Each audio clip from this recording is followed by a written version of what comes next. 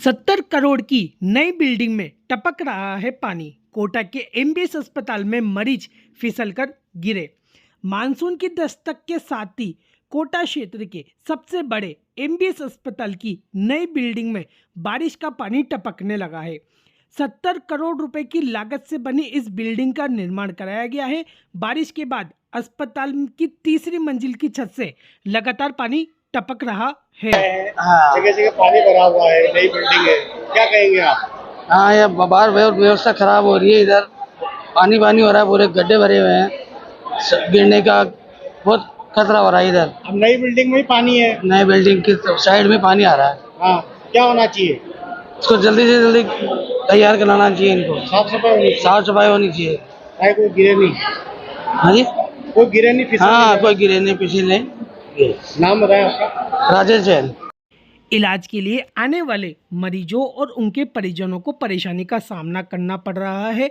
अस्पताल में कई जगह फिसलन की स्थिति बनी हुई है, जिससे हादसे का डर बना हुआ है। कर्मचारियों द्वारा बार बार पानी को साफ भी किया जाता है। मरीज के परिजन राकेश जैन ने गुरुवार को दोपहर 3 बजे बताया कि अभी चिकित्सा विभाग के द्वारा इस इमारत का नया निर्माण करवाया गया था। तो ये आते हैं, वो मशीन से इस पानी को निकाल देते हैं।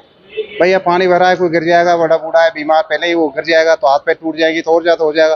तो ज्यादा बोलते हैं, सफाई वाला आते हैं, मशीन को लाते हैं, पानी निकाल देते हैं, फिर बारिश होगी, फिर बढ़ जाता है। परमानेंट इलाज होना चाहिए। परमानेंट इलाज होना चाहिए। देखो लगातार अभी तो छोटी छोटी बारिश ज्यादा आएगी तो बहुत सारा बढ़ जाएगा। चल पानी से तो हो जाएगा, लेकिन कोई मरीज पेशेंट आ रहा है, हाथ पैर टूट गया बेचारे का, बड़ा मर गया, तो फिर क्या होगा? तो गलत हिसाब ये होना चाहिए।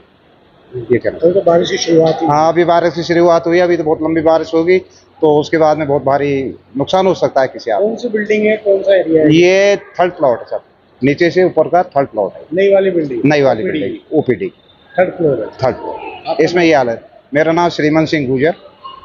गाड़ी नए निर्माण के बावजूद भी मानसून की पहली बारिश में अस्पताल से पानी टपकने लगा है। जगह जगह पानी हो रहा है, फिसलने गिरने की स्थिति लगी रहती है। मरीजों और उसके साथ आने वाले परिजनों को भी डर बना हुआ है। अस्पताल प्रशासन और अधिकारियों को ध्यान देना चाहिए, इससे तो पूरी तरह से सही करवाना चाहिए, परंतु अस्पताल प्रशासन इस ओर कोई भी ध्यान नहीं दे रहा है। अस्पताल की नई बिल्डिंग है, जगह जगह पानी टपक रहा है, पानी भरा हुआ है, क्या कहेंगे? बिल्कुल, यहाँ पर ये नई बिल्डिंग बनी है और अभी से ये इतनी खराब व्यवस्था मेरे समझ से बाहर है कि अधीक्षक साहब वहाँ कमरे में बैठकर कर क्या रहे हैं। वहाँ एसी रूम में बैठकर अपना टाइम पास कर रहे हैं और यहाँ आमजन जो मरीज आ रहा है वो परेशान हो रहा है। यहाँ पर जगह जगह पानी भरा हुआ है। बिल्डिंग के आप ऊपर जाइए, बेसमेंट के ऊपर, वहाँ पानी भरा हुआ है, मरीज गिर रहे हैं। मेरे सामने एक इलाज कराने आया, वो गिर गया बेचारा, हमने उठाया। मैं खुद मेरे बच्चे का इलाज कराने आया हूँ यहाँ पर। ये हमारे किससे बोले, अधीक्षक साहब मस्त हो रहे हैं। क्या होना चाहिए? व्यवस्था सुधरनी चाहिए।